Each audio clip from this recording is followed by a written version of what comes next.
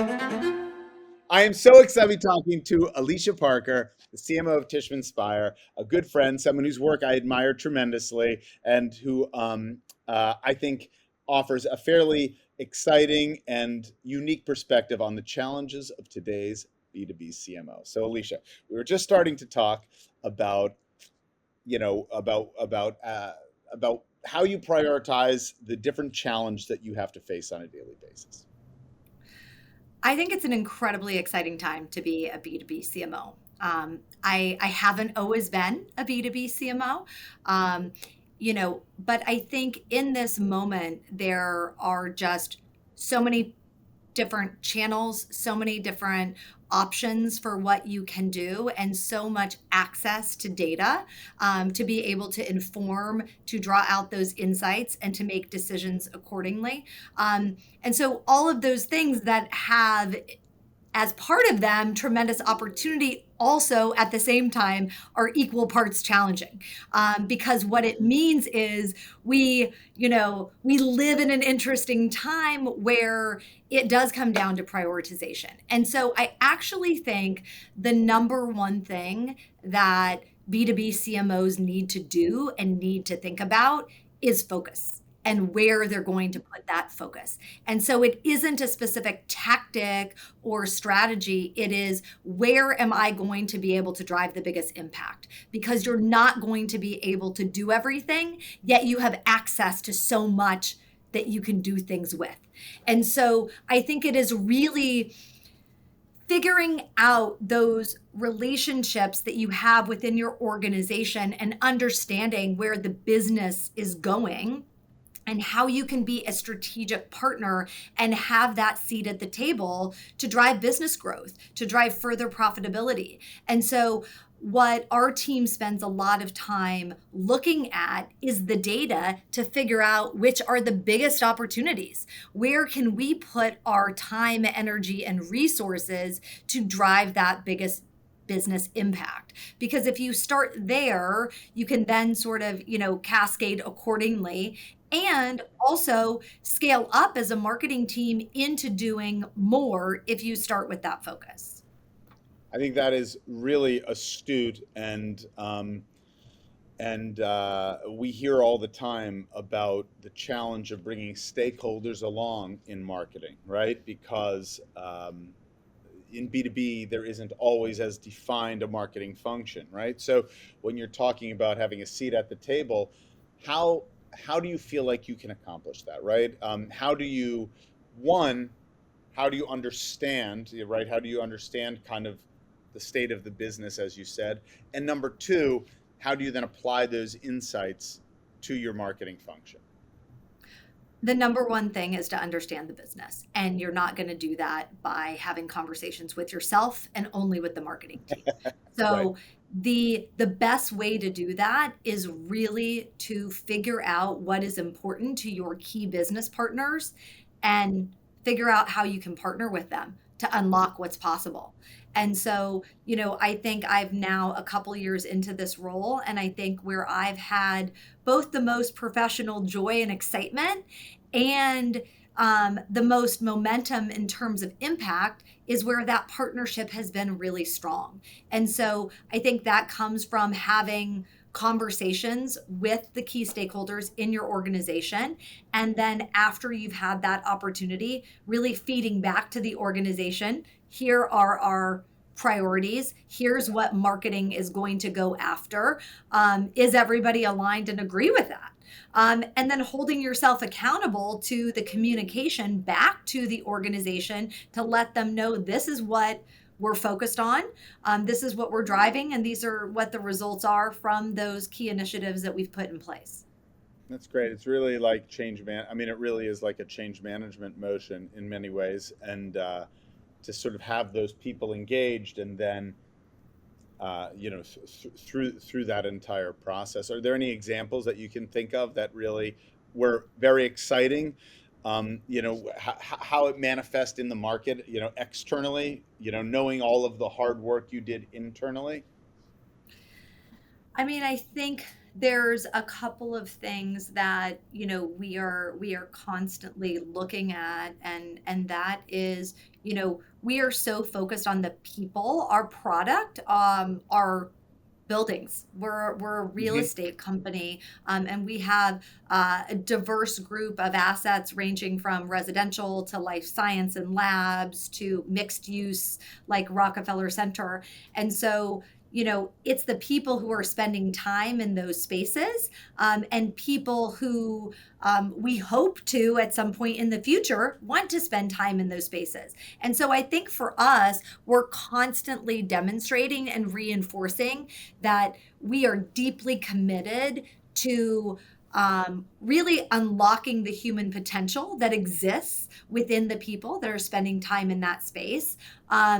Additionally, looking at how those inspiring environments that we are really committed to creating, really deliberately having a human centric design to what we have, drive connected communities.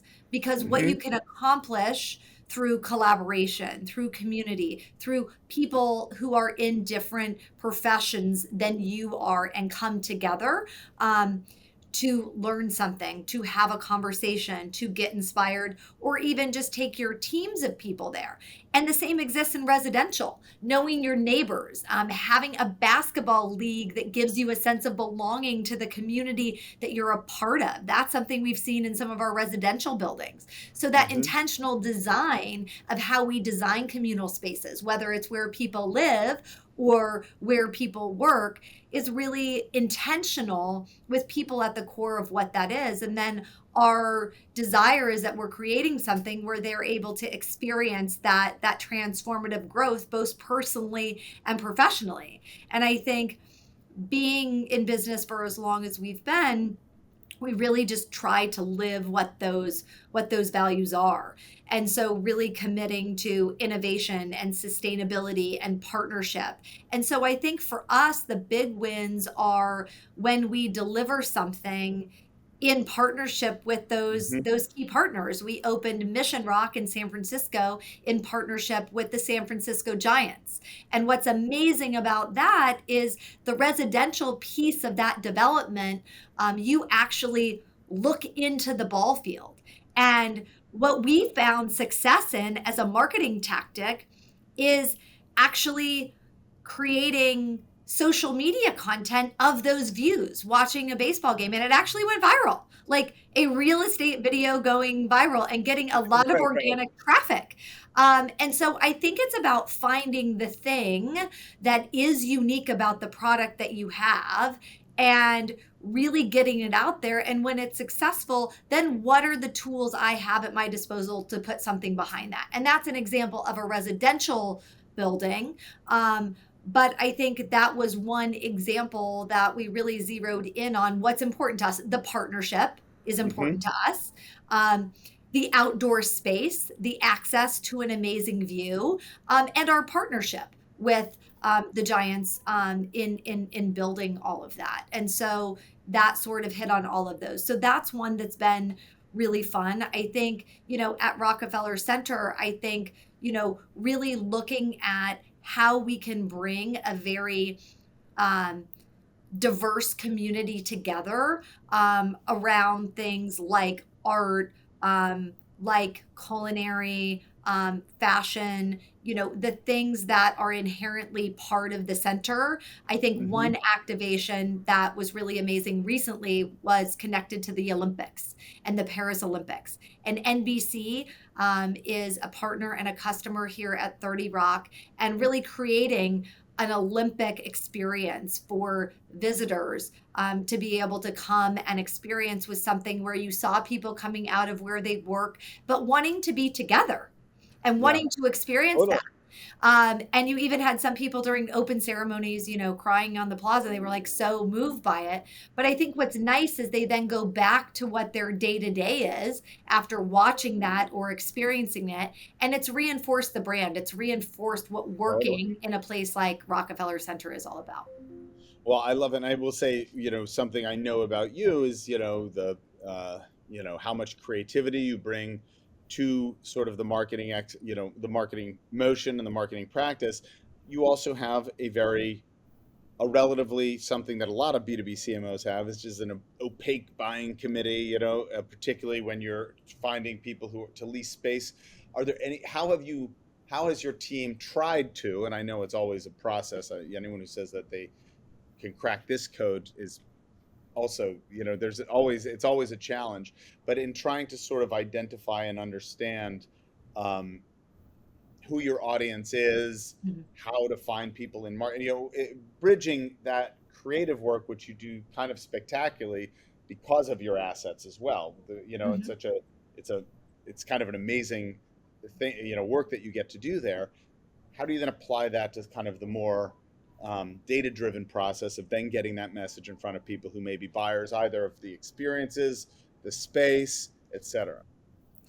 I mean, I think where the challenge exists is that we have an incredibly diverse business and we have an Hmm. incredibly geographically dispersed audience.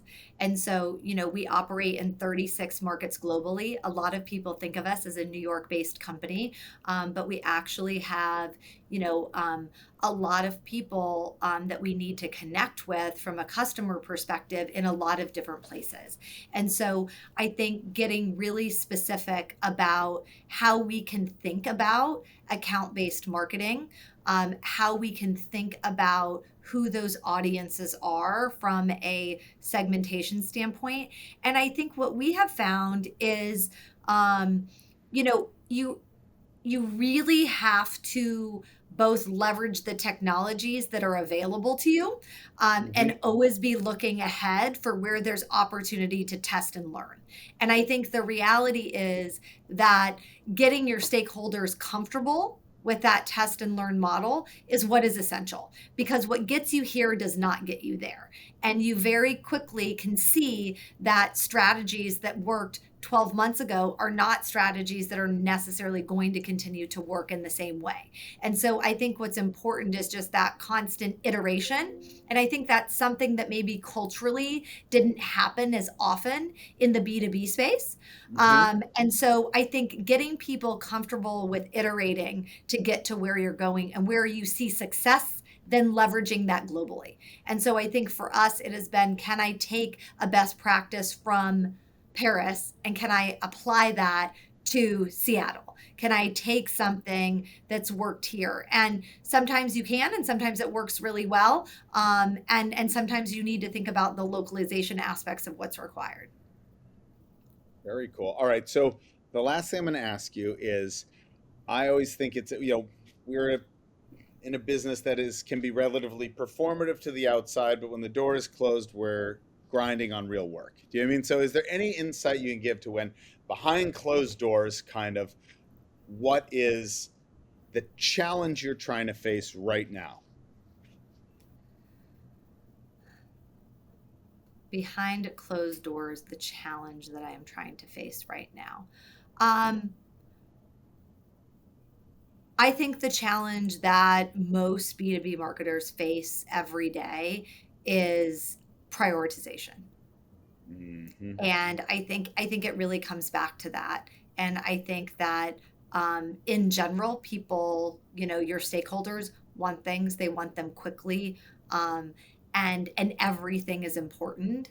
And I think figuring out the way to manage that is critical to making sure that you commit back to the organization on what you say you're going to deliver, instead of spreading the impact so much Right. across everything that you don't actually get the depth of impact where you could have. And so I think that's the thing that I think about, and how we are showing up with our partners to get to that answer and to drive that alignment through the organization. Bravo, Alicia. That was perfect. Thank you so much. That was fantastic.